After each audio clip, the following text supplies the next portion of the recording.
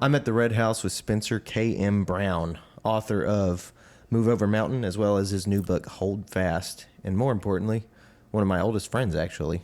Yeah. Known you since we were little bitty kids. Yeah. Man, So- that was playing basketball at the Y. You were really good. You pissed my brother off pretty good. I know that much back in the day. But yeah, we've grown up in the same town, and Indeed. that's about it. You and your brother both, very good at most things you do. But I remember at basketball, you were my first senses of rivals. Oh, yeah.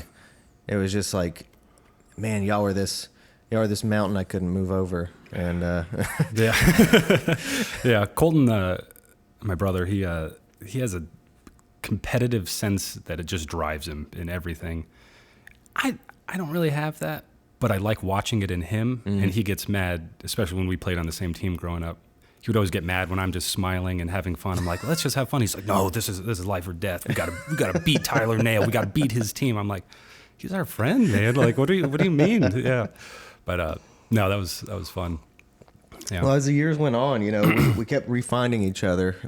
It was basketball at first, Yep. and then you showed up as a drummer in this band, and that was awesome. And then we found each other again later as artists and as adults, and Yeah. it's just we've kind of weaved into each other's lives on and on. It's kind of cool how that's happened. Because honestly, I mean, the town we grew up in is pretty small.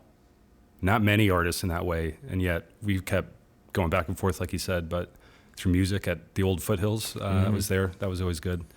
And then Face Paint, when you had that going, that was a lot of fun. That's right. Yeah. I reached out to you because you were one of the few real writers in the area that I knew, like people that were on the contemporary side of the craft and also like seriously devoted to literature, not just like, I admire, and I guess this is a great way to jump in, but I really admire, the fact that you're taking on these long form projects in a world where like with me, like, sometimes in my own mind, sometimes I'm telling myself that long LPs are an uphill battle because of the way that industries and culture and stuff has changed. And so I admire people who still put out full length albums. And likewise, I admire the fact that you're putting out novels. Like, Yeah. That's badass. Well, there's something about the long form. I think that just as an artist, you have to work your way up to it, I think. But honestly, the first thing I ever wrote was a really, really terrible murder mystery. And it was a novel, and I was 18, and I was like, I want to sit down and write a novel. I was in a creative writing course, and we had a final project. That was my very first one I was ever in that kind of got me going. And he's like, well, you could do a couple short stories or some poems. And I said, I'm gonna do a damn novel. And so I actually did it. I sat down and wrote it. It wasn't very good, but just getting to the end made me realize, like, wow, I can do that. And then obviously it grows over time. But yeah, my favorite albums are usually concept albums or long albums. For some reason, there's something about them that just, if it's good enough in that way that it can take you away or take you to where they're trying to lead you, I like that. I like that a lot. What was so bad about that novel? Was that your first novel, did you say? Well, yeah, it's not published. It's in a drawer back home. Yeah. But I keep everything. I've looked back over the years. It's not terrible. It's just that it's just someone who's still learning their chops, and you trying different things. And that's kind of those early formative years, are trying everything. I think I tried to write a whole novel and like stream of conscious, because I got really into James Joyce or any of that in Faulkner, and I was like, oh, I'm gonna try that. It's not as simple, and so you learn your way, but then you can learn different crafts and techniques. I was a drummer. I loved just drums in general, so anytime there was any type of music, I just wanted to learn everything about it. So I played in a metal band. I did some studio work for country musicians and jazz and all sorts of stuff. And then the bands I was in are usually, the music I like, kind of indie rock, that kind of stuff. But learning how to do everything in order to then create. So that was important when I was, I guess, starting to take writing seriously. I wanted to try it all. So I tried all forms of poetry, all experimental writing. I didn't like a lot of it. I don't like necessarily writing mysteries or thrillers. I like watching the movies, but when it comes down to like what I actually enjoy sitting there writing, what sticks on the page, I don't know, it takes a different form in that way, but just rambling now, but Oh, no, that's fine. yeah. I don't know. There's, I love reading novels. I love the novel form and where the characters take you and where the storyline takes you. And it's tough. I mean, a lot of novels come out every day, every month. They're published. You can find 1 billion at Barnes and Noble, and they're probably very good, but I have a tough time even reading books. I'll start reading quite a few books and then I'll just stop because it's not what I'm searching for. And usually my reading or music is part of a search, I would have to say, most of the time. I'm very bad at just being open to new stuff in a lot of ways. It sounds bad. It's like, oh, you got to read this book. I usually won't read it. I don't got to. Yeah, and it's like, I don't know, it's weird. Or listen to this band. I'm like, I don't want to, you know. But eventually I'll kind of come to it on my own. And that's part of the excitement, is finding an unknown something and letting it take you away. And usually that'll inspire me to go do something that's new that I've never done before in that way. But yeah. Which sort of love came first? Was it music or reading? Well, growing up as a kid, I absolutely hated reading. My parents in their house have a gigantic library, just floor to ceiling in the living room, hundreds and thousands of books. My dad is a huge reader, was always reading. My mom too. My sister was a big reader. My grandmother was a huge reader, but she was a very good poet and writer. She was a poet laureate of San Antonio, Texas in her later years. And my dad was a great writer, and my sister was a fantastic poet. But growing up, I just did not connect with reading. I liked stories. I liked holding books, and I liked buying books as a kid, especially book fairs at schools or any. I would always want to buy all of them. And there was something about the pages and the words on the page that I really liked, but I never found myself like actually reading them. Yeah, which is weird. But there's that aesthetic there. But music was also very big in our household and life. I mean, to this day, my dad will still walk around with his cell phone, just listening to music. It doesn't matter the occasion. It could be Christmas, and he's just walking around the house with, you know, his cell phone playing music or something, or it's always on. My mom's always yelling at him to turn it off. But music has like always been in our house, everywhere, and so that was a pretty easy love to fall into. And drums, I don't know why. I think there's something about the backbone of it in music that I really liked. It's no real melody, and I wasn't interested. My mom could play piano, or, you know, flute and recorder and a little guitar and all that kind of stuff. And my brother was guitar lessons, and he's a really fantastic singer. And so I kind of saw like, oh, all those parts are taken. So what can I do that's my own genuine thing? And I'd never known any drummers. No one in my family could drum. So I kind of just started doing it. And yeah. I think I went to Shannock's Music and King when I was a kid, and I just bought a pair of drumsticks because I worked at my grandma's antique store, which was right next door. And I just started banging on pillows and doing that kind of thing. And then my mom said, well, he's kind of likes it, so maybe we should get him drum lessons. So it kind of took off there. But drum sets were expensive, so I had to save up my money. And then my grandma actually helped me pay for my very first drum set, a vintage Rogers drum set. That was cool. Oh, classy. Yeah, it was what Gene Krupa had, so I like that. But yeah, you've always been a classic fellow. Yeah, I like. I don't know. There's something about those aesthetics, especially the old jazz guys and old blues guys. Yeah, they were cool. But I'm the same way. There's something about the. Yeah, there's something like I don't know what, but I've always had a fascination with just looking at the old versions of stuff, like vintage drums. Yeah. And being like, I don't know why, but there's something I like more about that look than modern looks. Yeah. Or whatever. I think with that, there's an attention to craftsmanship where I feel like for a long time it just wasn't there for a while. It's starting to come back, which is super, super great. But I mean, even if you look at old books, the pages are thick and like really just nice, and they have a good feel, and like they're just sturdy. I mean, they hold up.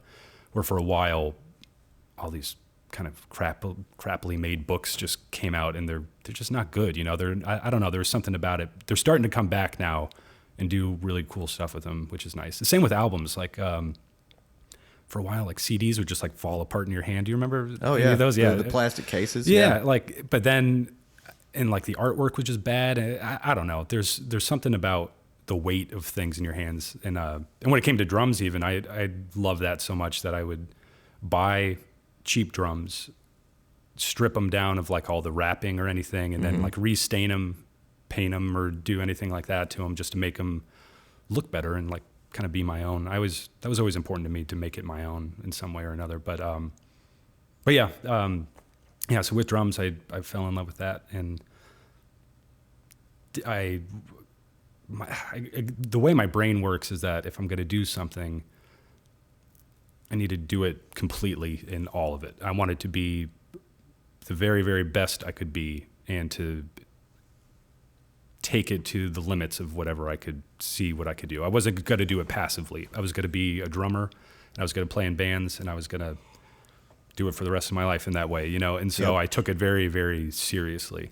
And I practiced, I mean, every day for hours and hours. Luckily I was homeschooled growing up and home alone a lot. So I could, all those rough years at the beginning, could get out of the way. But then, yeah, it just became something very special and my own. And I was actually really good at it. So Yeah, hell yeah. it made it a little bit easier. But, and the same with writing. Well, yeah, when I really came to writing in high school, and I was writing songs for bands and stuff like that. And they were really just poems though. And I would say, I got this if you want to turn it into a song or anything like that. And that was cool. But then moving from songwriting into poetry was cool, and learning those forms. And then I found out that I was actually kind of good at writing. You know, I could put ideas together and imagery and all of that. And so I decided one day, I was like, well, I think I want to write. And everyone's like, you don't even read. What are you talking about? So, like, you don't even like that. I was like, so I started reading. I had read everything I could, and that hasn't stopped. That's, after I found the love of stories and books in that way, it kind of overtook my life. And now I have a nice library of my own and spend too much money on books. And but I'm in this middle ground in that department. I love the idea of books. I love the artwork of books. I love how they look. Yeah. I love how they look on a shelf. And I love the legacy that they seem to cultivate. But yeah, I have horrible eyes. I read very slowly. And books are a really difficult challenge for me. And I just can't always commit to them in the way that I'd like to. And I've got a stack of books downstairs on my bookcase that it's like, these are the ones I'm definitely very seriously eager to read. I really want to read these. But I still have not really figured out how to for me, it's not quite like cutting on a movie or listening to music or something. It's not something I just lose myself in the enjoyment of the thing. Mm-hmm. Well, because those are passive though, passive art forms where books actually require something of you. First off, you have to hold it, read it, make sense of the words, comprehend it, and then let your imagination mind take over. And all it's a lot of work. You can't. It's hard to read in bed because you'll fall asleep. I mean, it's you have to sit there and actually do it and find that enjoyment. But I'm an extremely slow reader, really, really slow. But I found that if I read fast, I don't comprehend it. I don't take it in. To where now, I mean, I've read a lot in my life, but I retain most of what I read. I can't memorize whole passages, but I could, remember it. So I'd rather read one book a year that I remember than 50 books and not really know. My wife, Amanda, she's a fast reader, and that's awesome. She is a lot smarter than I am, though, and so she retains everything. She's doesn't matter. She's a genius in that way. But so I'm a slow reader, and I've always felt bad. I was like, well, how am I ever gonna read all the books I want to read? You know, if I'm going this slow or whatever. So I started. Maybe it's a bad way to read or whatever, but I'll read about, I don't know, like 10 books at one time.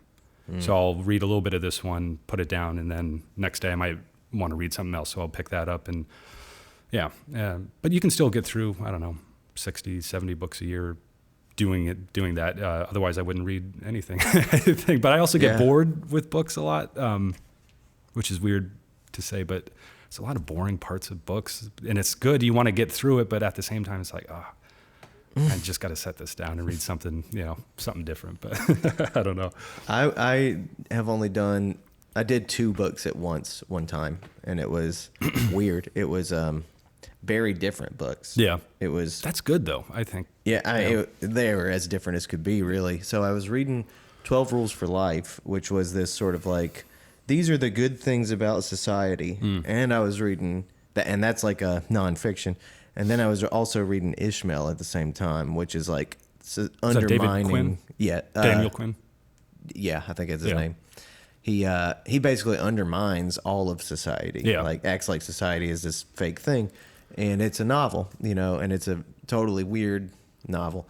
So that was pretty cool because it was like this weird, like, oh shit, like these are 2 almost like counter perspectives kind of battling it out at the same time. I think, I mean, you should be reading. I mean, for enjoyment and entertainment, that's always great. But then to read, to learn stuff, or to grow in some way, to read such different stuff. I mean, you can't read all the same, Tom Clancy novels. I mean, you could, I suppose, but they're all going to be exactly the same if you read 10 of them at once.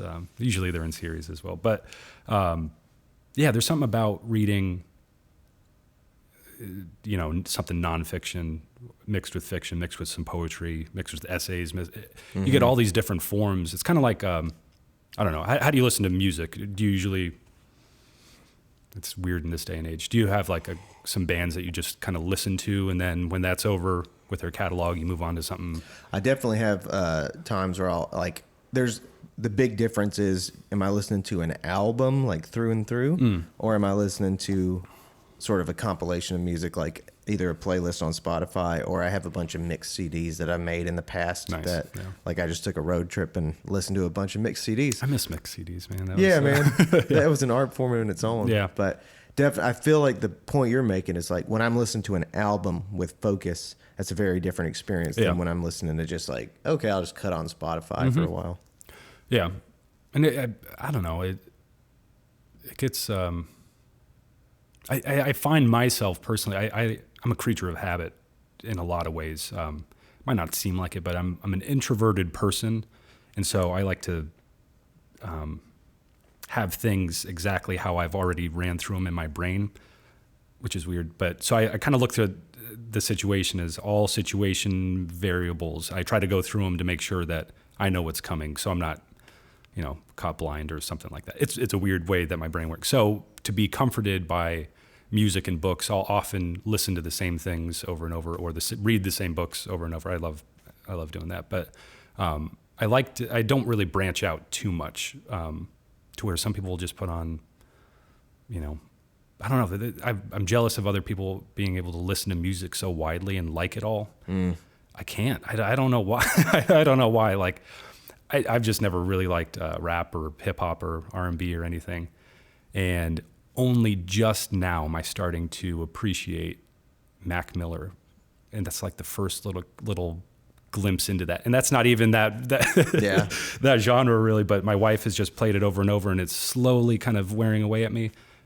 Country music took me so long to even like or enjoy. I don't know why, but it was Townes Van Zandt who broke the veil for me, and then now I love it all. So, interesting. I don't know how that works out, but I'm the opposite in that realm. Yeah, like, most people are, I think. Yeah, I like.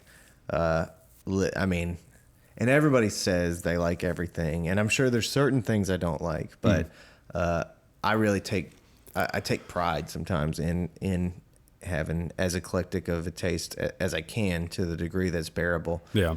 There's some shit out there that's just too wacky. But You should take pride in it. I mean, that's an awesome thing to be like that. I don't know. I've just got I feel like an old curmudgeon sometimes, but like not liking different, like, I don't know.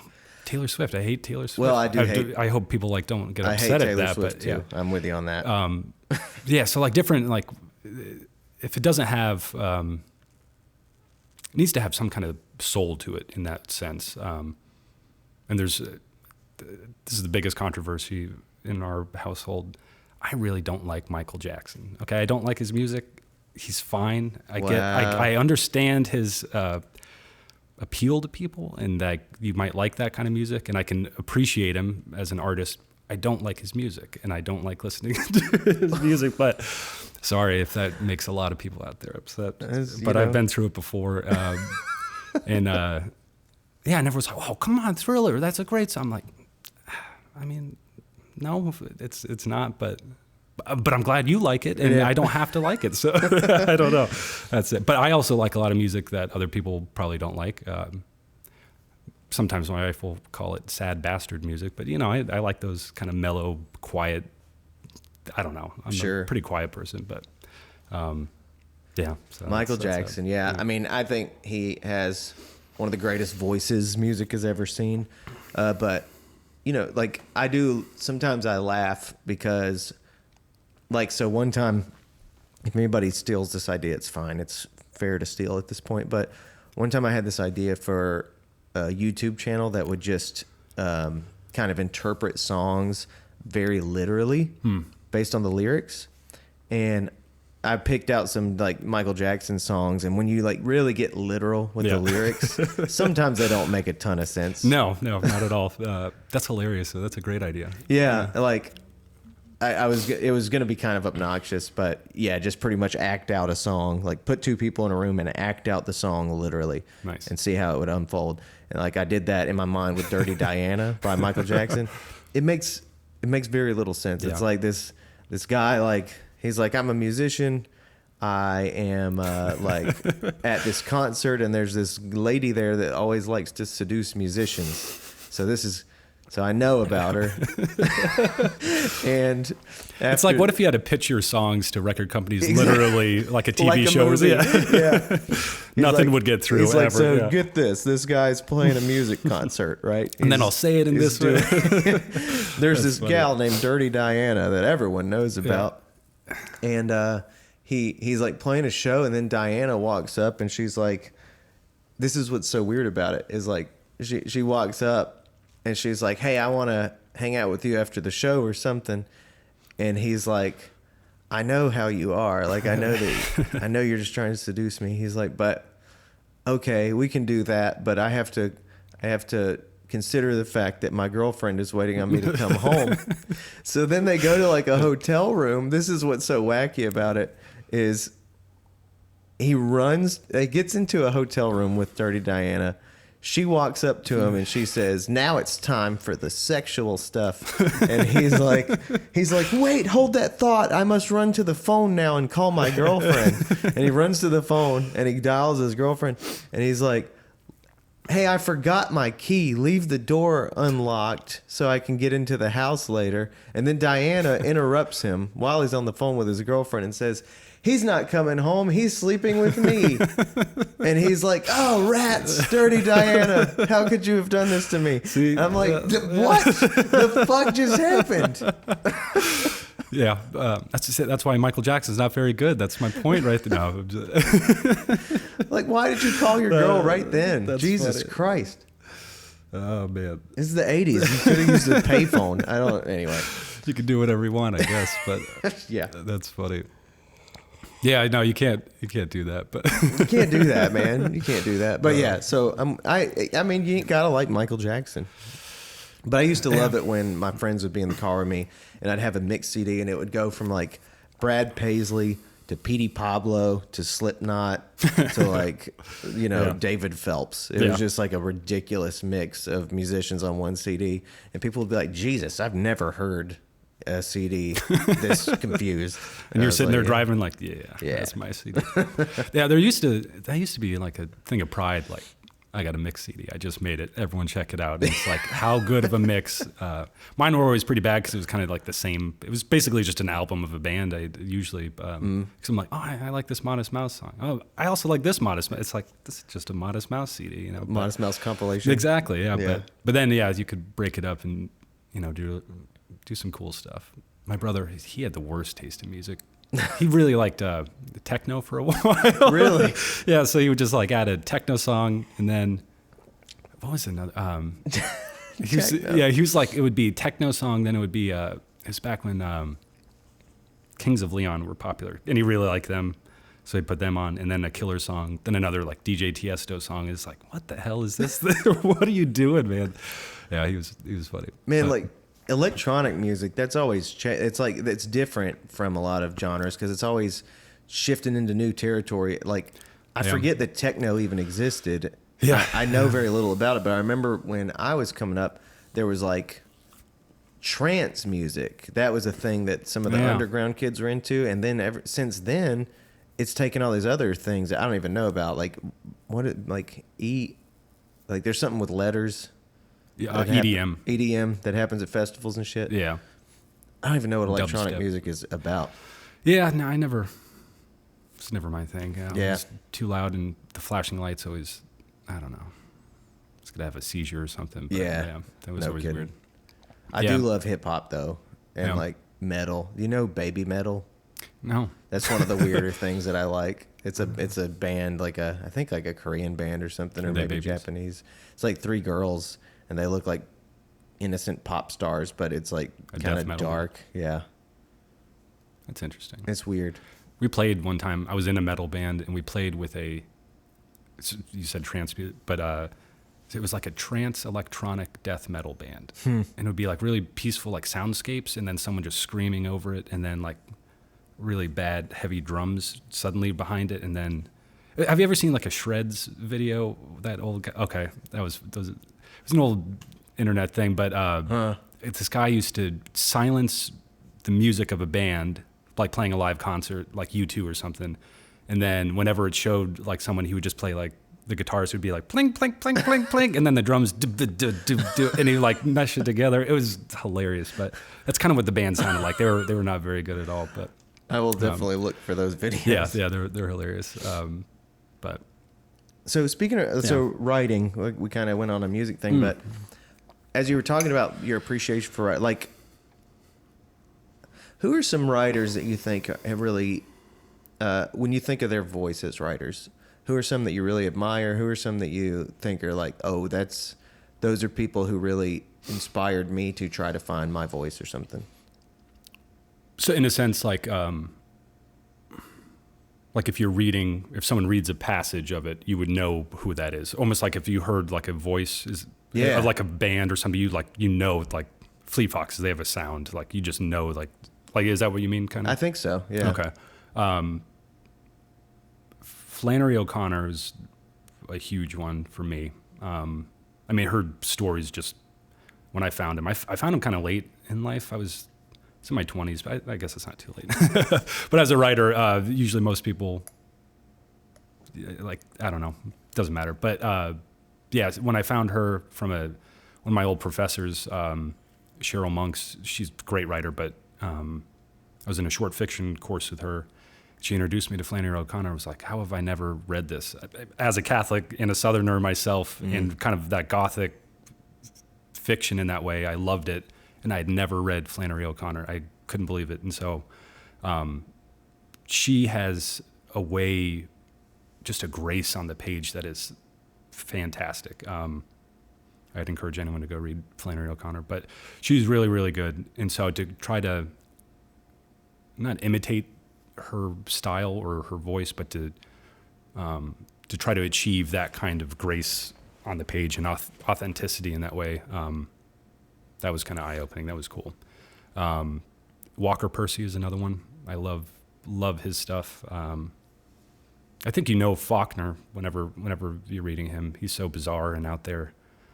He's one of those guys that just could do. He's on that genius level, I would say. The Shakespeare in the world, like he's just on a completely different plane. it's hard to understand. You have to read them several times, and even then, I don't think it makes sense half the time. But he's just brilliant. So to I don't know, I'm getting off on a tangent here, but Oh, that's cool. at the same time, that voice. Yeah, there's a number of authors out there and writers that you read, and you almost have to stop reading because me personally, I get so inspired that I want to just go and write my own thing and not imitate, not do what they're doing or copy or anything, but just that you're driven to suddenly create. That's the beauty of creativity. As a drummer, when I heard Keith Moon, even now, whenever a Who song comes on, I almost want to turn it off and just go set up my drums again and start playing because it's like, oh man, I love that. But Walker Percy, he's a huge influence, especially his. I don't know. There's just some authors just have that kind of authority, and they're able to, from this first sentence of anything, just take you over, and you're immersed in that world and into the story and the page and all the way through. And usually, like a lot of stories that I end up liking have a lot of more existential issues going on in the book. So it's usually character driven. I love characters. Not really into plot so much, finding out. I do like murder mystery. I love Sherlock Holmes mysteries, but at the same time, when I'm looking for a book to whisk me away in that sense, there's certain things I'm after. I think I'm asking questions secretly in my own head, and some authors will guide you on because they're asking the same questions, and so you're kind of building a boat off of their boat and hoping to reach it. And I guess that's what I'm trying to do in my own writing. Is not sure if anyone else cares or even knows or wants to know, but there's questions that I'm concerned with in that way that I don't know how I feel about most things until I sit down and start writing them and start figuring them out. And that's the beauty of it. I feel like I get into my own world with books and writing, and it's not programmatic, but it's as if I'm kind of existing in my own little bubble, and I'm gathering in all this firewood, all this clay, so to speak, that's going to foster some new project or something else. I don't know what it is usually at the start, but then it starts to kind of make itself known. And then as I'm writing, especially that first draft, there's an author, his name is David Joy. He's brilliant, great Southern author. And he described it as that initial first draft is the clay that you're putting on a potter's wheel, and you're out there digging up the clay, and that's the first draft. It's just rough, and you're just getting it on the page. And so part of that digging process is, for me at least, is reading. And it's not any kind of programmatic reading schedule or anything. It's reading a lot of poetry, a lot of essays, a lot of different weird novels, and that all kind of stews there for a while, and then at the same time, your subconscious is just churning, or mine is at least, and then something comes out. But when I approach the page, I try to say, I want to make it as authentic as possible, as those voices of those authors that I had just said, because that's where the joy of it is. And I don't always capture it. You want to try to do better than what you've ever done before when you're, I don't know, writing a song or writing a story, but, and you never do, you never can. And I think that's good, but it keeps you driving after it. And so to sit down without anything else kind of influencing you, you have all of these influences, but that's not, what's the word I'm looking for? I don't know. They're there as kind of support, and then you become your own voice on the page. And that's, I never knew what that meant. A lot of teachers, editors, and publishers, they say, well, I don't connect with the voice here. I was like, what the hell is voice, And I don't know, everyone might have a different answer for what voice is on the page, but I think the voice is where you as the author are almost out of it. And the work speaks for itself in that way. Where Hemingway, Flannery O'Connor, all those people got to a place where it's their work, they're famous, they're big, whatever, but on the page you're not saying every sentence, this is Flannery O'Connor writing this, you're just immersed into it. And it's that lifting of the veil so to speak, where you're just the conduit and you're just simply putting it on the page and you're not forcing it in that way. That was a big long tangent there. Well, speaking of voices, let's talk about these books. Tell me about why Move Over Mountain came, like why it happened. Well, I wrote it first draft while right before my wife and I got married, and she had just gotten a job working at the ICU. It was her first job, and it was pretty rough time because it was she had just gotten out of PA school and was full-time working 12-hour shifts on just a terrible unit. It's it's the ICU of the hospital, and so she had a lot of just dark days and just really sad moments, and so just kind of listening, hearing that, and that was just kind of stewing in my subconscious. But at the same time, I was writing just different stuff, and I had this idea or this image popped into my head of memory. And that sounds weird, but an image of memory. But so the main character in that story, John, his wife is dying in a coma in the hospital, but he's afraid of not remembering her. And so he wants to remember everything about his life in order to remember everything about her, and to remember, because he wants to hold on to something that you can't necessarily hold on to.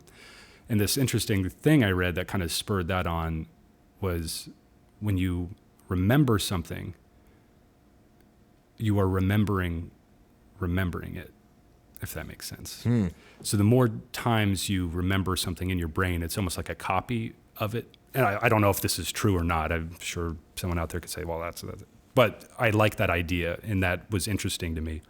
So that the more you start to try to recall good times, especially if it's sad, then you're in this struggle of, well, I don't want to suddenly remember it because I don't want to lose it. I don't want to lose that first initial memory. So it becomes this weird thing in your brain that you're starting to overthink and all this. So the character and how that book came about is that I had this image of this guy wanting to remember and be close to his wife in the last time that he couldn't possibly be. And so then it kind of gets into who he is as a person, their relationship, and his whole life and philosophies and what he's seen and done, and how that plays into accepting the present moment, and how that comes to, you can't control your life in that sense. Now that's all on the surface. I mean, it doesn't make much sense, but that's kind of my thought process. It was accepting that that bad things happen, that suffering exists in life, and that no matter how much you try to control it, even that inner side, and trying to stay safe from it, it's that letting go that's the most important part in the end, in order to fully grieve, to fully live, and to be alive. And you can't live just in your memory. You can't live constantly in the past. You can't also live constantly in the future. It's that balance of them. And so by going back in his memories and thoughts and all of that, he's trying to avoid what's happening right before him, so to speak. So yeah, that's kind of how that came about. My wife refuses to read it, and I, with understanding, because she kind of, lived that in the hospital and saw people like that. And so, but I wanted to make sense of it. I wanted to make sense of, pain and suffering. It's something very universal, and yeah, I explored it. And a lot of people will ask me, or family, or they're like, "Man, you must be so sad writing about sad things." I'm like, "No, I'm not. I'm a very happy person, but to explore deeper topics like that, and I don't know, it interests me. You don't have to be sad to write something sad. You don't have to be happy. Often it's the opposite. Yep. And yeah, so it's not literal in that way, but it's just an exploration of grief and sorrow and relationships and memory. What do we do with all these memories? What do we do as we age, and conduct yourself in that way? Yeah. I know what you mean, I think. And I think the way that you just described that kind of, there's commonality there with how I approach songwriting and why. And it's not always something I'm conscious of in real time. It's just like something that sort of happens. But you use the phrase making sense of, and I think that is often what writing at the heart is about in a way. It's like kind of unraveling some kind of problem that our mind is fixated on and dealing with it. So it sounds like through this character, John, I think you said his name was, you were unraveling kind of some of the problems you were seeing in your life, and you were kind of stepping into his shoes and unraveling some of those? Yeah, I don't even know if it was that autobiographical of like things I was seeing, or just like, it's like little glimpses, like little moments that this is going on in someone that I see, my wife, for instance, and I'm like, that's interesting. And it's almost, not that I didn't care about things and, what's going on in her life, but it also, as a writer, that was a seed for something that could make a good story. Exactly, yeah. But the more I thought about it, and it's a weird fact in my life, but no one really close to me has ever died, which is odd. And so the older I get, I'm like, man, it's about to all come falling down, And so I think it sounds weird, but death is kind of constantly in my head. And I think you're aware of it a lot, especially as a Catholic. A lot of our prayers deal with death and dying, and that's important. I think you shouldn't ignore death. You shouldn't ignore the bad things in life or the sorrows. But through fiction, through music, through any of that, through art, I've gotten through a lot of rough times in my life. But also it helps to make sense of it, honestly, and to say, I don't have the answer, but I'm going to follow this path to where it goes. And it's only a novel. It's not going to change the world or change anyone's life, but maybe it'll further that conversation or further those thoughts and offer something. I don't know. Well, I like all that, except for the part where, because I do think it's possible for a novel to change not only somebody's life, but potentially the world in some small way. I'd agree with that. Okay. All right. I rescind my comment. Yeah, no, they do have capability of altering you for the rest of your life. Before and after you've read something or done something. Certainly. Yeah, you can change. I mean, I read The Prophet by Khalil Gibran, and that absolutely changed the course of my life. Like, it changed who I was in my deepest being, honestly. Yeah, I read that while I was stocking produce at the grocery store. Yeah. Yeah.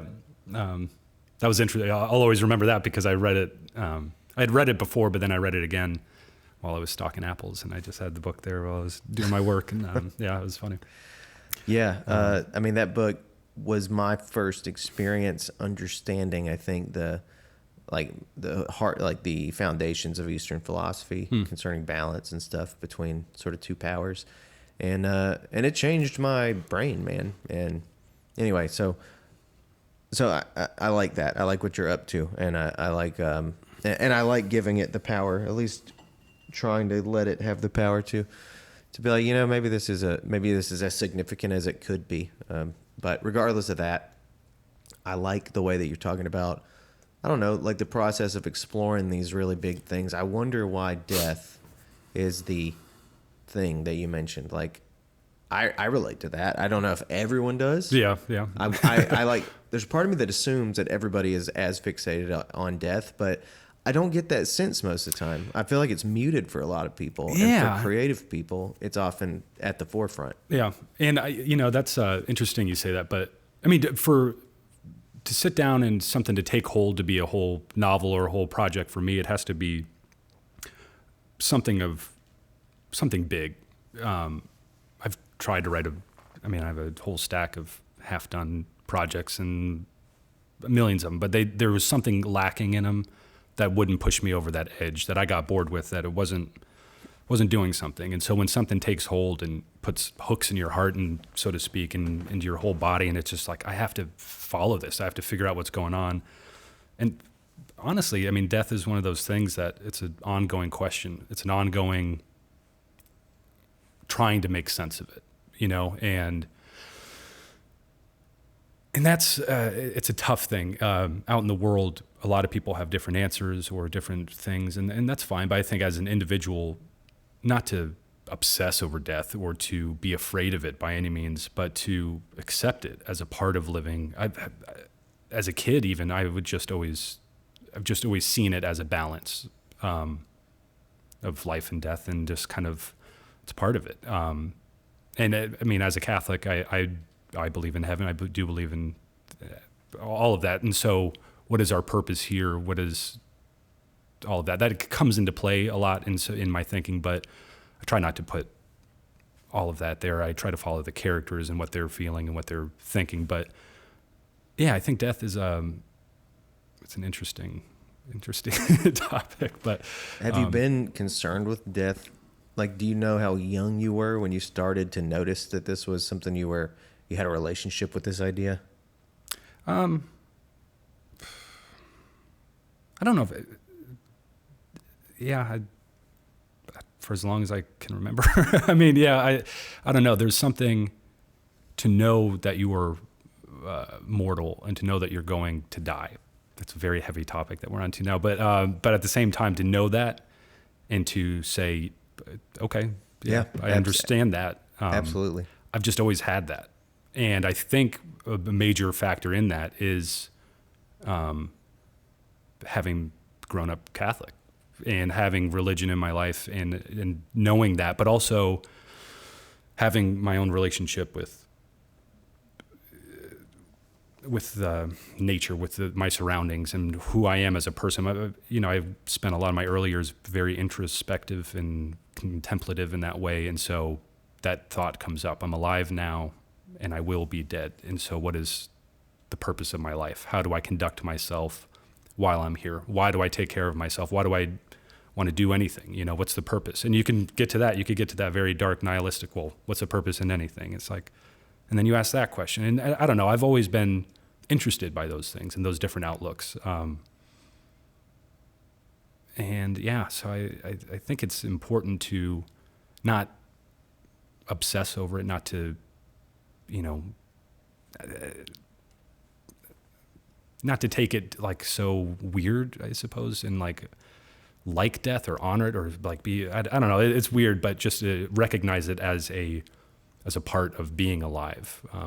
Just as happiness is part of it, and so is sorrow. There's this balance. There's all of these things in there. I got really into Zen philosophy. I don't like the religion, but I like the aesthetics of Zen stories and Zen. In kind of, I found that through Thomas Merton, the writer, if you know him, and kind of this Eastern thought, and that kind of plays a big role in most of my writing. This idea of balance, of emptying yourself, of being present, especially when it's difficult to be present, especially in a world where no one wants to be present most of the time. No one wants to think about heavy issues, which I understand. I don't want to think about heavy issues all the time. I don't want to, no one wants to, but also to recognize them as they come and to not, my family, I love them. They have a very hard time being serious because all of their jobs and all of their life is only serious stuff. And so when we all get together, it's hard to have like real deep, meaningful conversations. Because usually there's a lot of alcohol in my family, so that makes it difficult. But also things get super real, super fast, and no one wants to process anything. That's been a struggle, so to process and to get through things. And so writing for me has been somewhat of that. A lot of the stuff I don't publish that stays in the drawer is just getting things out, and doing that, and that's necessary. But so yeah, that's a darker book, but I think it is hopeful in the end. I don't think it's a sad book. Yeah. A lot of people who have read it have told me, wow, that's one of the saddest books I've ever read. I'm like, wow, how do you think it's sad? Like there's this topic of death in it. And so if you just look at that only, and death is the end and death is boom, you're gone, blast out of the universe or whatever. Yeah, I could see it being very, very bleak, very dark. However, the fact that life goes on and that I don't know. I don't want to get too into into different stuff, but I think it's a very beautiful book. Yeah. I wanted to write something beautiful. And that's my goal as an artist, is to try to capture beauty. And I fail most of the time, but to strive after it. That's my goal. To capture beauty. Yeah. And then in the new book, also a dark, heavy book at the start, but the landscape plays a huge role in that, in Holdfast. And they live on the shore of Lake Superior in Minnesota, and it's winter.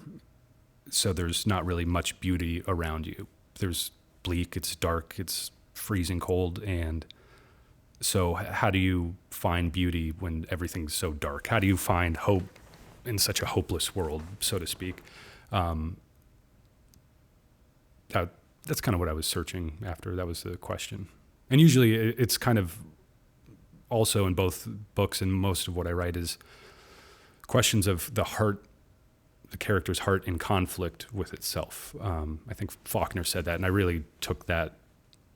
I love that statement of the heart in conflict with itself, of you in conflict with your surroundings, your present moment, of something going on, and how do you get through it, and what do you do?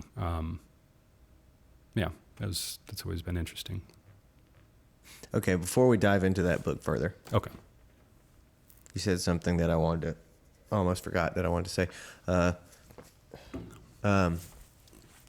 It's interesting what you said about, I know we just got off the death thing and we kind of got out of the darkness. Oh, but no, that's fine. You can go right back. I wanted to mention, like, it sounded like our religious experiences were different in one way in particular. Was like mine in Protestant Christianity was like this message of defying death, this message of like, you're not actually gonna die because you have religion or whatever. But it sounded like you didn't. It sounded like you had a different vocabulary for that, and like you knew you would die. Yeah. I mean, I see what you mean. Like, You know what I mean? You're talking about, in a sense, like hope in the resurrection, so that even though you're dead, you're not really dead because you're living on in heaven with Jesus, and that kind of idea. Is that what? Yeah.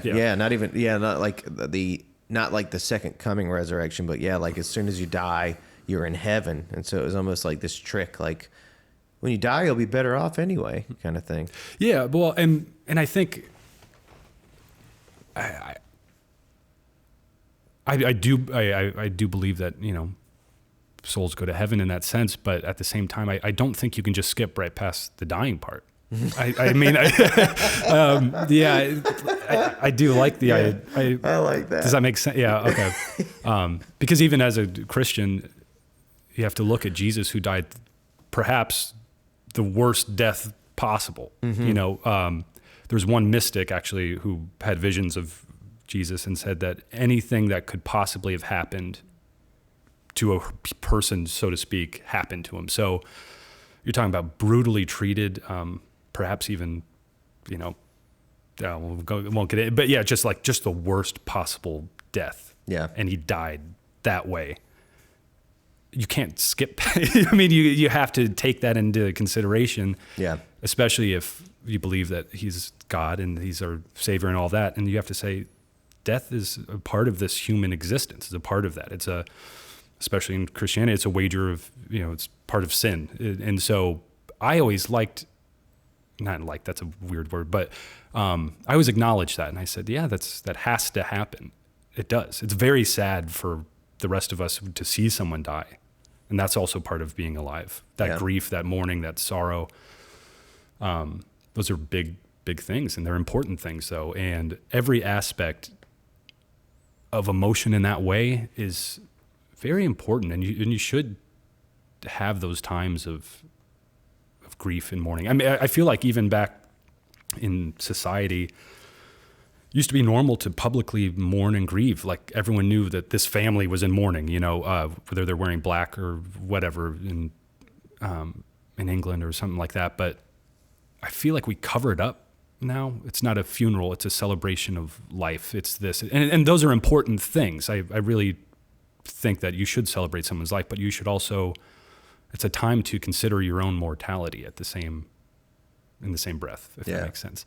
sounds very bleak. I mean, everyone's gonna be like, I don't know, but It doesn't, because of what you're saying about what you think death is. I mean, it sounds just stoic in a way okay. to me. Well, good. That makes me seem. Yeah. No, but yeah, I think that's you have to stare into that abyss, and even though it stares back in that sense, you have to. That's part of the courage to be alive, is to stare back at it, stare back at sorrow, and say, "I accept it." Yep. There's this old Zen story or whatever, but this phrase in Siddhartha, actually, it's "I accept your gift of depression or sorrow, thank you for your gift of sorrow or depression, put in whatever, but I don't accept it in that sense." It's because it's already present for him in this one way. That's how I've interpreted some of those stories. But it's also choosing, I'm not going to let this sorrow overtake me. I'm going to accept it. I'm going to live in it, move around in it, and then I'm going to be done with it. Yeah. And carry on in that way. And that's what Move Over Mountain is, in a sense, is I'm going to bask in it for a second, let it have its say, let it do its thing, and naturally move right on out of it. I think that's important in life. If you stunt yourself from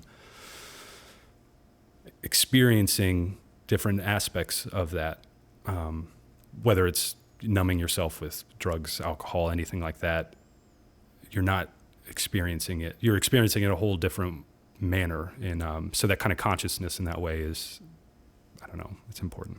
Yeah. Yeah. Yeah. I also like another thing you said, kind of capturing.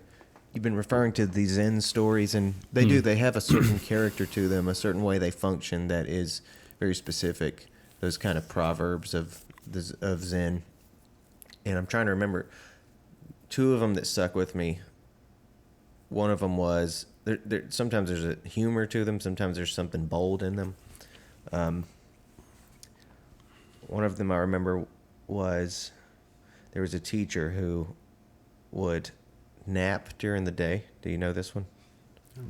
He had all these young students. He would nap during the day, though, and when his students would call him out for it, he would say, I was visiting the gods, or whatever. I was visiting with the gods. I wasn't sleeping.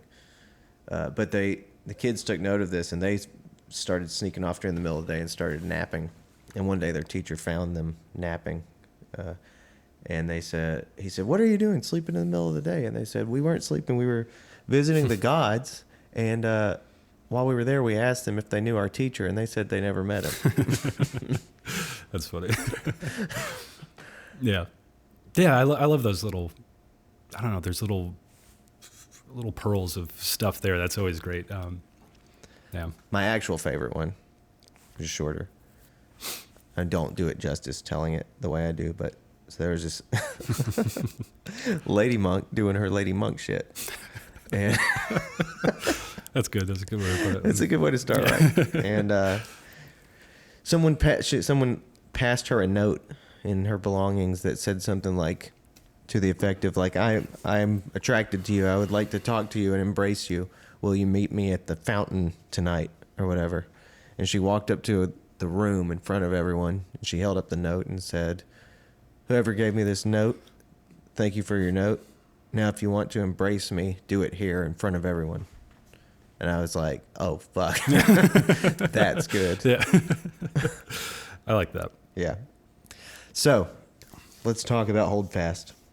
All right. You gave me a little bit of the premise, the setting of this book, but let me ask you why this book happened. I had this image. This one started with kind of a weird image, but this guy waking up and looking out his window and seeing his dad kind of melting snow and ice with a flamethrower. And just the glow on the kid's face, you could almost see it through a window, and the glow on his face, and he's looking at his dad like he's lost his mind. What is going on? And that was it. And that was the first thing I wrote down. I wrote a couple pages and then then I didn't come back. I was like, wow, that's really stupid.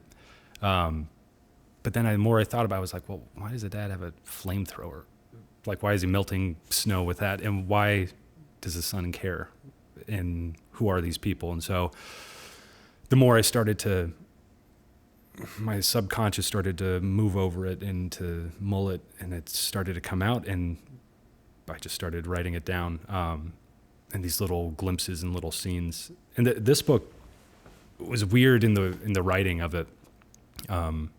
Move Over Mountain I wrote right before we got married and before we had our son. And so I'd have all these long hours of the day to write and sit there and it was the best. You know, I was out of college and I was working for a newspaper, just writing articles and different stuff. And so I had a lot of free time just throughout the day. And so I would write pretty much like 5-6 hours a day. I would just sit there. And so it came out in this long, I was able to like really think and go on walks. I don't know. It was just like that picturesque kind of writer's life for a little while, which was awesome. It was great. In this book, I was working, and then we had just had our son, and life just was completely different. And I was almost angry. I was like, oh, where's all my writing time? I need time to create and write. I'm like, man, get over that. And so I just kind of just assumed I wouldn't write very much, or it would be little poems or stuff like that. And so often while I was rocking my son to sleep, or he was asleep in my arms, I would have like images, and like I would be able to write for maybe 15 minutes at a time, if that. And so I'd be able to write, you know, a page or two. And so it started coming out, not in this long sprawling narrative, but in these little scenes, in these little short moments. And so just as far as the craft of it goes, that was always really interesting. And I was like, I kind of like how this is moving, and the style of it. The other thing that was tough, but that came out in a really weird way, and I didn't really recognize it until my editor pointed it out, and then another writer friend. And the narratives in it are, one is third person omniscient for the dad, so third person close, so it's only the dad from a third person perspective, where the son in the book is first person. And so to jump back and forth between the perspectives, I don't know why I wrote it like that, but it just came out that way. And people say, oh, you're in control, you can do whatever. I'm like, well, I can't, because after a certain point of writing, I would say I'm not in control much anymore. It's just you're following the trail. But it took on this whole different feel of it. And it became an even deeper meaning to these characters and these people. And so that kid standing at the window watching his dad melt snow became just melded, and it just started flowing from there, so to speak. The story it's about a father and son living on the shores of Lake Superior. The dad is older and recently lost his wife kind of in an accident, and the son, he was an Olympic hopeful for rowing, and he was on the team and all that, but he had an accident himself and couldn't row anymore, couldn't do anything, and so he's back home kind of a year after his accident, year after his mom's death, and they're somewhat hibernating in their house, not really doing much, wallowing in their own bullshit, so to speak. And they're both looking at each other angry that why are they just wallowing when they're both doing the same thing. And so it's kind of this difficult relationship between father and son, between kind of that universal between parents and kids, is the way it came out. I wasn't really conscious of that, but it's how the characters played out in that way. And so they're living together in the same house, same life, but at the same time, they're complete opposites. And a major theme for me that was of interest at the same time was this idea between kind of a romantic outlook on the world and a more technical outlook. So people, I would say romantics tend to be anti-technology, anti-plans, anti-that, and more of a flowing, whatever, romantic. Where the opposite side, they kind of hate each other. Because one is like, no, it needs to be like this. You need to have order. It needs to be mapped out and all this. And the other one's, whatever. So these are these two kind of characters. And so they're also in conflict in that way. But a big idea was, in order to control your life, you have to control every little moment of it. For the dad, he becomes obsessed with that. And that was interesting because I've known people like that, and I've felt like that in my own life. And really, the true happiness in a personality would be the balance of the two, I think. Anyway, sorry, that's a lot of rambling there. But yeah. So that's a story, and they get through grief together. And then I got really interested in boat building. I don't know why, but the dad in the story, I don't know if it's a spoiler or not, but he decides that everything in his life is going pretty bad. Everything's gone to hell, so he's going to live out a childhood dream and build a boat and row across Lake Superior when the winter thaws and all that kind of stuff. And so that's kind of his last heroic attempt, and he's gonna die out there. Yeah, so that was all of these different images kind of started popping up, and then the narrative took a hold. It's really interesting to me that it started with that image, and I know what that feels like, and I didn't know that you experienced that, and so that's very interesting to me, because I think sometimes I can listen to songs and I can find the phrase that I'm like, I bet that's the seed for the whole song right there. Yeah. That's the most interesting piece, and I bet everything else came from that. And I know that with my own songs, and sometimes those songs start exactly the way that you just described, like where it's this picture in my mind that's sort of like, what would make that happen? So I guess I just didn't I never thought about it. I guess it makes sense that we would have that in common, and that probably different creators have that in common. Yeah. But I never heard you talk about that before, like the starting point being like that. Yeah, it's I don't know. I can't plot. I've tried to plot stories or novels, and it just becomes death after a while, because you're almost a slave to the plot that you originally put out there. But then things change, as you're going. I could only imagine in songwriting, you're looking for chord structures or any of that, and you have an idea, but that just doesn't fit with the words or this or that. And so things evolve and change. And being as a creator, I think you have to be open to it becoming a completely different story, completely different idea than what you had set out to do. And that, this one absolutely did. It was going to be this really weird, cool, I don't know, eclectic kind of book. I don't know. And it became this really powerful, like, family story in a sense, this kind of family saga, and character driven, but it's, I wanted a lot of space in between things, almost like little vignettes or poems that were going on in the story. And I didn't want a reader to, after it's written and the structure of it, but I wanted the reader to experience how I wrote it, so to speak. And I wrote it with long breaks in between writing each page, just about. It all depended if my son woke up and took the pen from me or something. But I wanted the reader to experience that silence and the distance between what's going on in the story, but then not to just go on to the next thing, go on to the next, and just sit there for a second and think. I try to write in layers, and so the first layer is just the story, and you can read it pretty simply. And then the next deeper layer is I have my own ideas for pretty much my use of language and my imagery and all of that. And that's for me, so to speak. But I think other people could read it and have their own ideas and own feelings and own connections and all of that. And I think as a part of reading or listening to music, to experience that and to listen to, that's a beautiful passage, just sit in it for a second, or whatever. I just wanted to give the opportunity. So it's kind of broken up in that way. Yeah. For the space between moments, like a good album sometimes will have, kind of a song dies off and then there's like a long pause or just like a little trickling melody in between, like a connection of two songs or something. I've always liked that kind of breathing space in between things. I don't know. Yeah. It's always cool.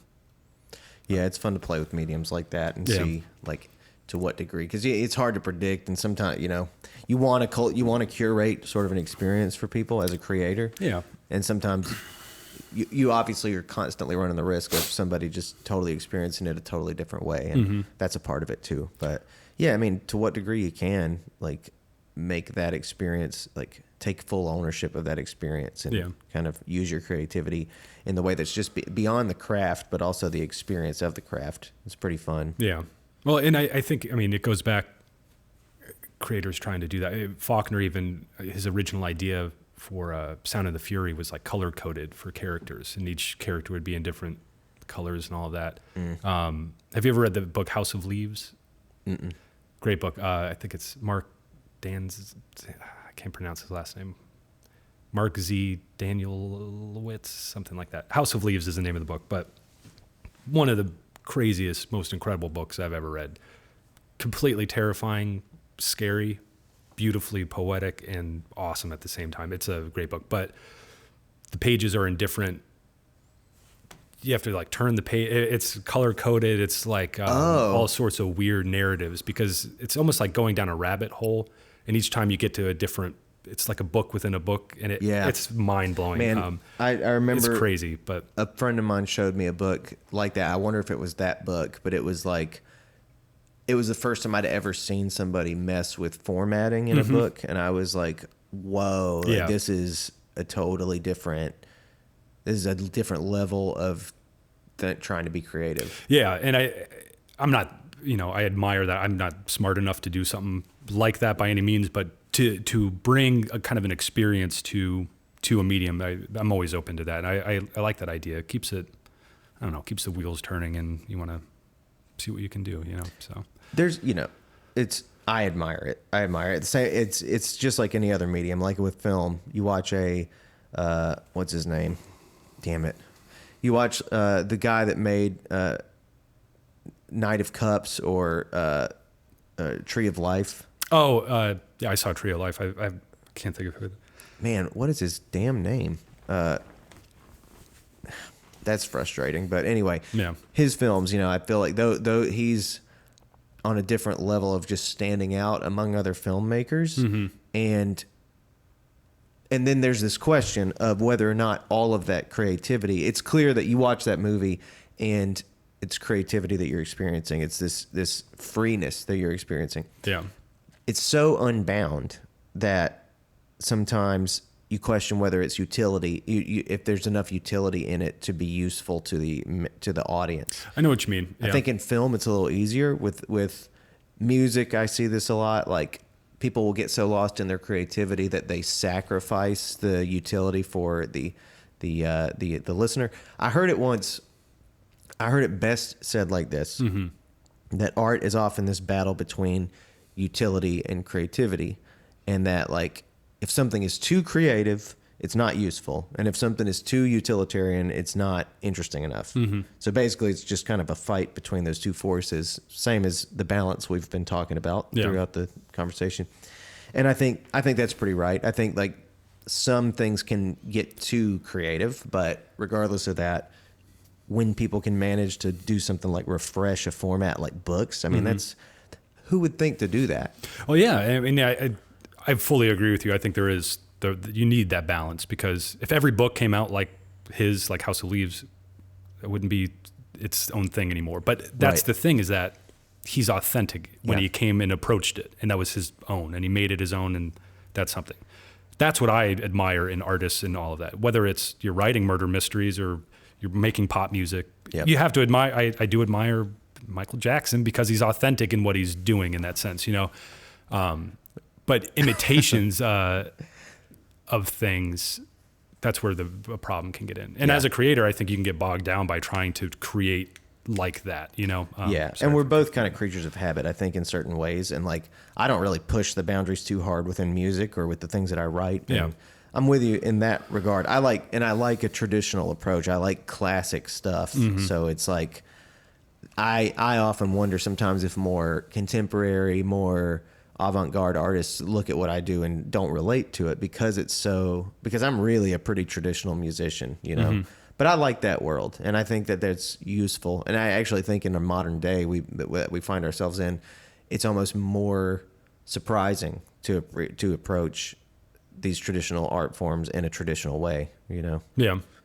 Yeah. I agree. I mean, I love Hemingway. I like his straightforward style a lot of the time. I enjoy it, but then you can get into, crazy sentence structure with different authors, and that's also beautiful, Yeah. but to take it all in, to read as widely, to listen to as much music as you can. I think Stephen King has a mantra of just saying, read as much as you possibly can and write as much as you possibly can. Yeah. That's the trick. If you want to paint mosaics, go look at a ton, paint a ton, and then just find your path through it. Yeah, absolutely. And make it, that's that kind of authenticity. We were talking, sorry, this is going to branch out, but we mentioned a little bit about working and jobs and masculinity in that way. But I think that's also part of that, is that you have to be authentically you. You have to show that grace under pressure every day, and that's about being, a father and a husband. It's important for me, and I struggle with it. I mean, that's tough to to try to be good all the time, and to try to, not good in that, but to do your best all the time. Life gets tiring. Yeah. Creating gets tiring. And so just to be calm and to breathe and to approach it saying, I'm just going to do my thing, not trying to copy, not trying to write this or make that or whatever, and not worrying about the outcomes, yeah, that's the best moments of it. Yeah, man. 100% with you. Have you ever read Super Sad True Love Story? Mm-mm. That's a cool format that pushes that line a little bit. I'd be curious. I love that book, and it's. Who's that by? Do you know? I don't. Super sad. Okay. I don't remember names that well. Anyway, I don't remember his name, but it's a cool book. It's from two perspectives, like a man and a woman. Oh, cool. Okay. And the man is all written like from the perspective like he's writing in his diary. Mm. But when he's in the woman's perspective, it's all like text messages and emails between people, and that's gotcha. like the Okay. two ways that he tells the story, and it's just fucking cool. Yeah, to that's cool. to experience both of them. That's also, awesome. the world Yeah. he creates is really interesting. But anyway, that was just a side note I wanted to make sure I mentioned. When you're making an album, I've always wondered, are you like world building in that sense? Are you building a narrative throughout it? Or do you write individual songs and say, well, these kind of sound like they would go together? It depends. Yeah. Depends on the project. I think of writing music. I feel like what I do is more close to writing. I like to write collections of songs. And so I think of it more like, maybe you would call it a book of poetry. Maybe it would be more like a novel. It's kind of like this big long theme instead of just, and it is like in singular little snippets. Yeah. And those snippets have a personality of their own, but it's not just like, I wrote like 40 songs. I'll just pick like 10 of them. That's what a lot of bands do. But I write like an album. Nice. Okay. And with that being said, some of those projects, like I have one right now that's unreleased called The Black Cabin, and it's all from when I was doing the log cabin thing. Oh, cool. Okay. And it's like kind of ghostly. There's like ghost stories in it, and it's like very traditional, and it's like, none of it is me. None of it is like, these are my experiences. It's all kind of imagination Yeah. land. And in that project, it was a world of certain That's cool. styles. So it was a world of certain, I should say, that consisted of certain details. And I think that was true with the album Under Evergreens, which is released, and some other ones. But then there's like other ones that are a lot more autobiographical. Sure. I think like Yeah. Feathers is kind of that, and the first album, Winter to Winter, is kind of that. Life Lessons and Devil are probably more like that world, So it's usually one or the other. Yeah. Okay. Kind of thing.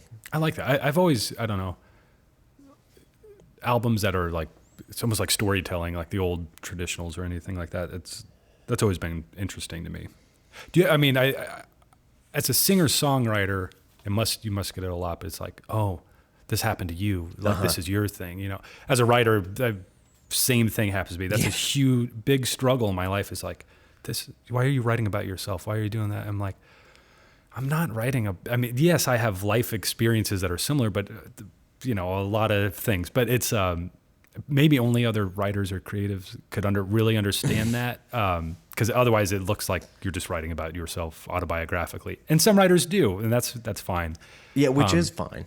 Yeah, and that's I just don't. And so the characters themes sometimes will come up that are, you know, close to home or like seem similar, but I use that as kind of a jumping off point. So it's really the things that are autobiographical in the book you would never know. Yeah. You know what I mean? Like that are truly autobiographical, like a true experience or something. But the rest of it, that's the beauty of it, is that you're creating it. You're creating a fictional world that is a mirror or close to reality, close to existence, in order to shed light on experiences, on the world or a character or whatever. Yes, I know what you mean. And it's confusing, man, because so many people talk about the value of art as being the truth. And you and I have talked about the truth before.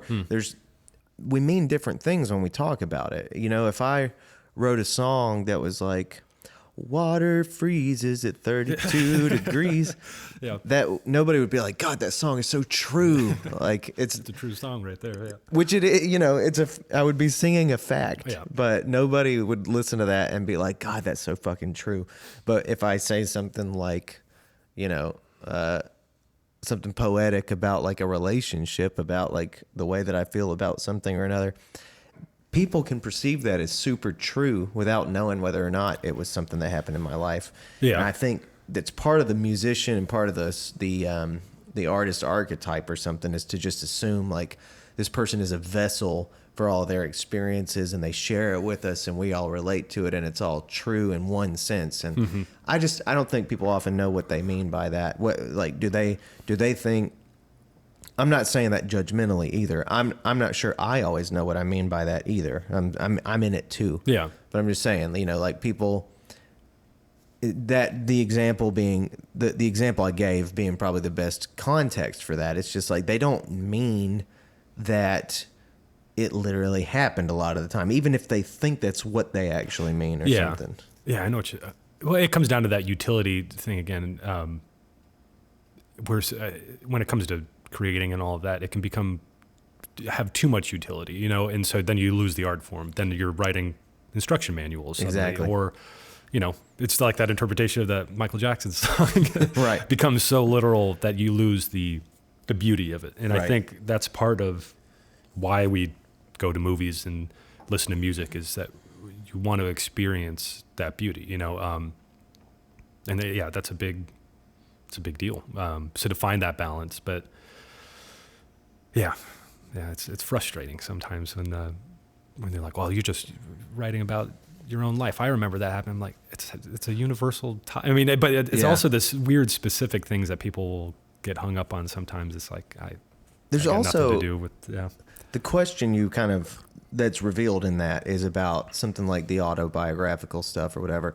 I remember, like, I guess I confronted that question a long time ago. So, there's this artist I like. His name's Noah Gunderson. He's a songwriter. Yeah. And when he was younger, he wrote this song called Selfish Art. And I think it's like the cringiest thing I've ever heard. One of the cringiest things I've ever heard.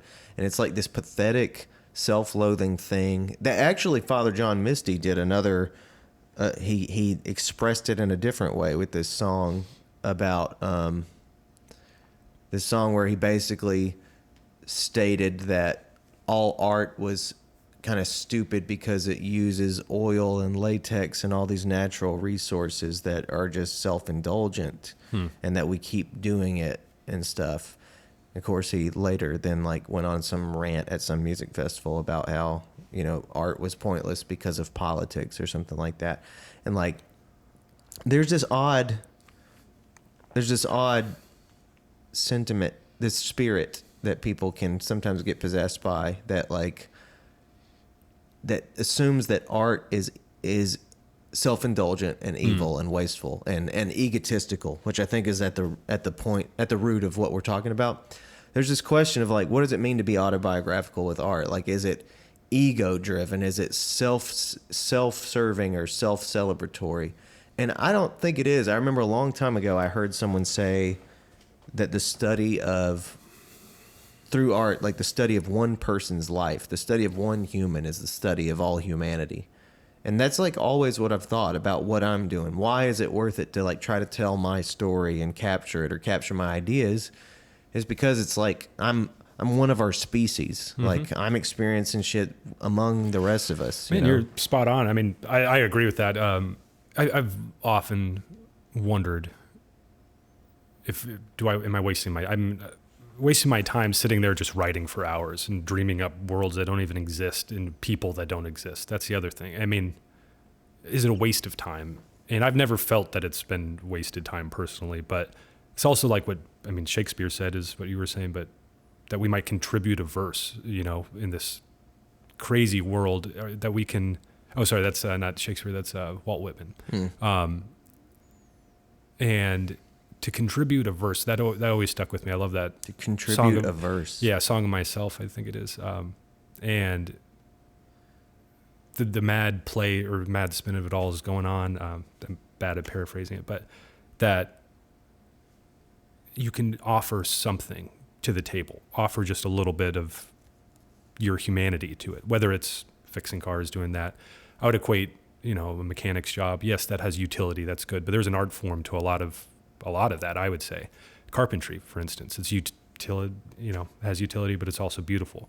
Books, I think, are beautiful, but they also have utility for a more intellectual or whether that side of your life, the emotional side of it. Yeah. Which is also, I don't think you can ignore. You can't only be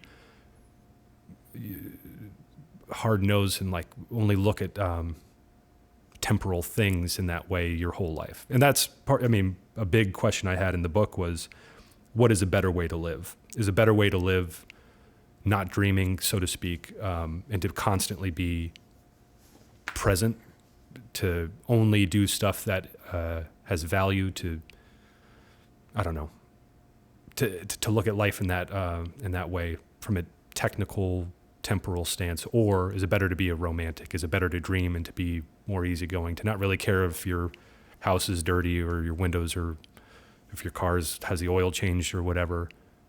Or is it all of it? Is it, yes, take care of your things, but also it's okay to watch movies, or, it's, you can get into a whole another podcast about that. No, I'm sure. But I get it. And yeah, some people do live that way, and you observe those people, like, who comes to mind is like Sam Harris or Richard Dawkins. It's like they pretty much voice this belief that the most important thing is the material world, is like a materialist perspective, and that like a materialist sense of truth is what we have to bet on. And then there's all these other people who, express this other thing. And, I played with the materialist view or whatever, and like I understand its utility. It does serve a purpose, but yeah, I think like most people would probably agree, which does matter. It's not a democracy, but it does matter. Like I think a lot of people don't feel fulfilled by a materialist perspective of the world. It's just like, oh, I'm just a sack of blood that will cease to exist. Like that's kind of blank. That's bleak. Yeah, I think. And I think materialism in that way, it's but we should all know, proven time and again, that buying stuff will never make you happy. The more stuff you have, generally, your happiness just plummets. Mm-hmm. And it's not even in not having stuff that you're happier, but you have.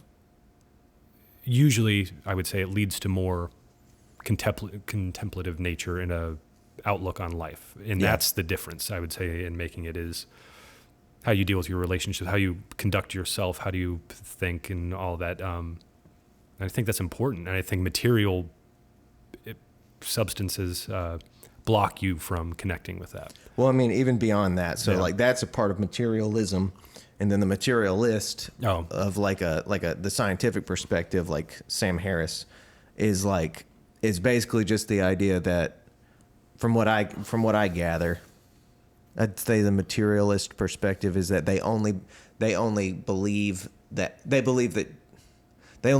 in the existence of things that can be considered tangible or measurable. And so there's holes in that already because there are very real concepts that we deal with regularly that aren't material. But Sure. When it comes to stuff like the soul, spirit, religion, pretty much the value of stories, as we've been talking about, all that shit is kind of out the window, I think, from a materialistic perspective Gotcha, or okay. materialist's perspective. Which is connected also to the idea or the assumption that your life is best, the value of your life is best expressed through material goods. Yeah. you know? Okay. Yeah. Yeah. It's interesting. I don't agree with it. Like, I don't like it. Obviously, yeah. But yeah. I don't like it. I don't like It'd be it. weird if I was a materialist storyteller. But, Yeah, I mean, what would be the point? Yeah. You know? Yeah. Well, and I don't know what is the point of art, and I think that's a great question. Well, that was, yeah. did you ever listen to any of those debates between Sam Harris and Jordan Peterson? No, They're I'll just say intense. no. But it was playing in the background, so I heard bits and pieces. But They did it many times, sometimes live, sometimes on their podcasts, and they're really intense. And I remember Sam Harris once offering he basically was like talking about the religious stories. He was like, I can do this with anything. I could go into a bookstore and grab a menu, like a Hawaiian menu for Hawaiian dishes, and I could like read all of these sort of meanings into each use of each ingredient, and it doesn't make it real. Like, he has this problem, it seems like, with the non-realness of it. And there's something to that. I get it. There are people in the world who think maybe that stories are too real, or maybe that like even religious stories are too real or more real than they are. But Yeah. that goes back to our whole problem, or our whole question of like the specific meaning of what we mean by real or truth or whatever. Like, Yeah. what people mean by that.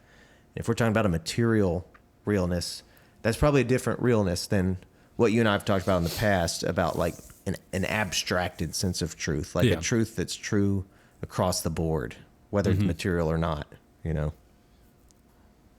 and when you mentioned like real life in a book or a movie can be too real, and people don't like stuff. It won't sell. I mean, honestly, if it's too real, or if it's so real, then sometimes that'll hit. But then most of the time, we want that buffer zone between reality and that. That usually absurdity is where that enters. After something real, something generally absurd usually happens in a lot of things I've noticed. But it's because it softens the blow of the reality. Interesting. A lot of time. Comedy is often that way. Comedy is, we laugh because it's real, because it is oftentimes very true statements, Yeah, and in fiction, I like writing real contemporary fiction. I'm not very good at historical fiction or science fiction, anything like that. But I like real life. I like real people, and I like humanity. I like people, and like watching and like wondering why they move, why they do what they do, why I do what I do, and that kind of drives that. And so I'd say that's truth, and that's real, and that's important. I mean, to understand ourselves, or try to. But when I discovered historic fiction, it made me angry. I was like, how dare you? yeah, it's weird. But I've never been a fan of historical fiction in that way. But a lot of people love it. It's pretty cool. It's just not for me. I don't know. Yeah. So I would like to visit this idea of story. I mean, like, why stories? What is your take on why the hell we keep doing this? We've done it forever. We keep doing it. And now, and like even in the contemporary arts, it seems like with songwriting, with what you do, with what movies are, it all comes back to storytelling. And what is that all about, do you think?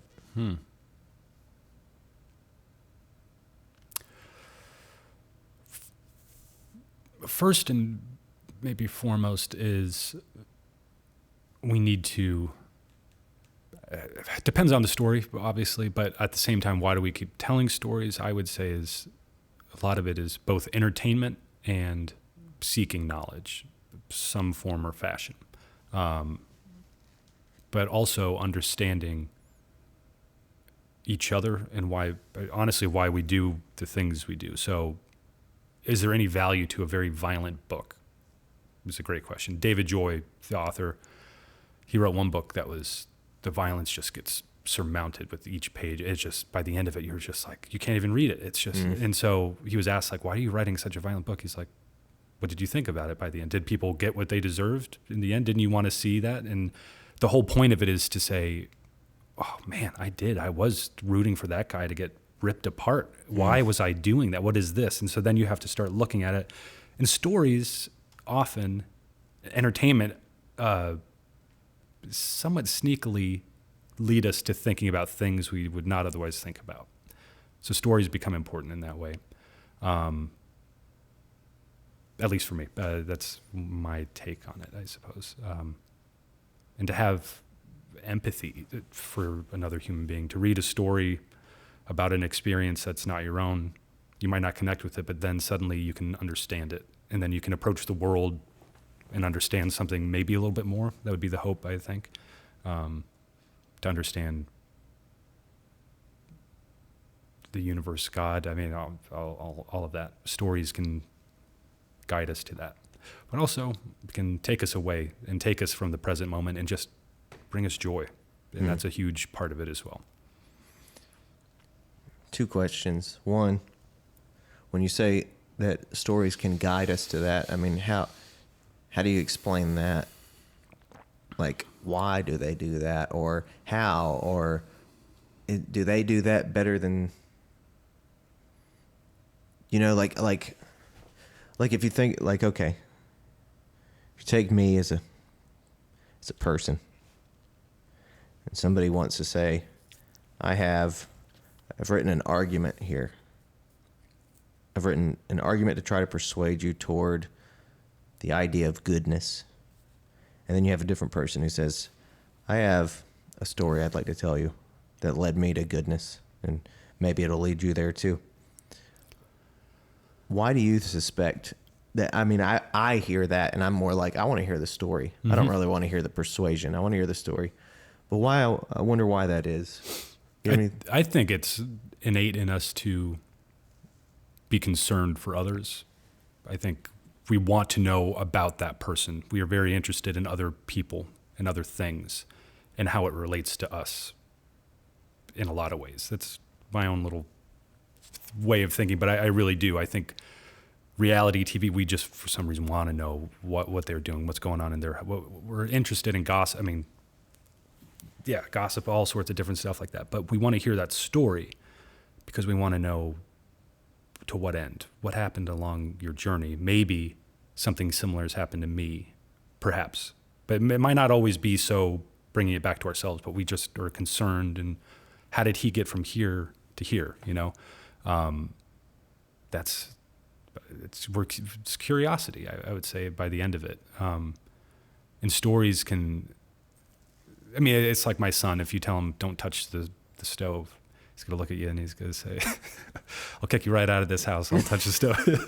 He's funny, but he says that. Oh, he says the craziest stuff. He's hilarious. He's 3. And he says, I'm going to, I could go on. And but he's hilarious. But if you tell him a story about it and say, one time I was cooking dinner and the water is boiling and I touched the stove, blah, blah, blah. And then he'll listen. He really will. And it's just a cute little thing. But also the biggest lessons I've learned in my life is usually not from someone telling me to do something. Yeah. But by hearing someone else's experience about it. If someone says, don't do that, especially when you're a teenager or something, your mom says, don't go out there at night or whatever. You're like, screw you, I'm going to go do whatever I want. But if they tell you a story, hey, when I was your age, I got into a bad car accident. That's why I'm saying be safe. You're like, I see. That's true. And so there's something about a story, something about something involved within that. I'm not sure I can pinpoint it. I'm not I can't smart either, enough. But I think that there's something about the narrative that we need to understand, and then you can go out into the wilderness yourself and then apply that to that usually. Yeah, man, there's a spot on the road where I grew up that I can't pull up to without the thought popping in my head. My mom had a car wreck here. I just can't. Yeah. Like, it's ingrained. Yeah. And it's because I know the story of her getting in a car wreck there. Mm-hmm. And then I think also, this just popped in my head, but I think it's very true, but stories have a way of connecting us to one another and not making us feel so isolated. I love that. I love not to feel so isolated all the time, but to hear someone else's similar struggles or see characters go through similar things or to say similar things or whatever, it's like, I've done that. I've been there. And you suddenly can, it's like you're growing at the same time that you're learning, and it's like, that's okay. I can get past it too, like this. And it sounds cheesy, but at the same time, I think that's real. I think you can. Hearing a super sad album, why do we listen to that? Why do we listen to dark music or any of that? It's like you're experiencing something with them that might relate to you, might not, but then it can bring you out of it. Yeah. At the end of it. I don't know. Yeah. Well, I think that's exactly right. I feel like we could, as we always have, we've known each other for years. We could talk for a very long time. I guess I'll wrap it up. But so what should people know about where to buy your book? Well, if it didn't scare anyone off with all the death talk, but no, they can, wherever books are sold. Hold Fast came out last month, and I'd appreciate if you took a look or get it from your local library. Nice. Can they just like go to Barnes and Noble and buy it? I'm not sure how any of that works. Maybe, or they could order it from them. Cool. Amazon, online, IndieBound. Go to your indie bookseller. I would say that. Support the little guy. Hell yeah. Yeah. Little tiny guys. Little tiny. Well, man, I'm glad we finally got you on here, and I expect it won't be the last time. So well, thank you for having me. Yeah, hopefully that was a good conversation. So I appreciate it. I think it was. So thank you for coming and doing it for real. My pleasure, man. All right. Well, till next time.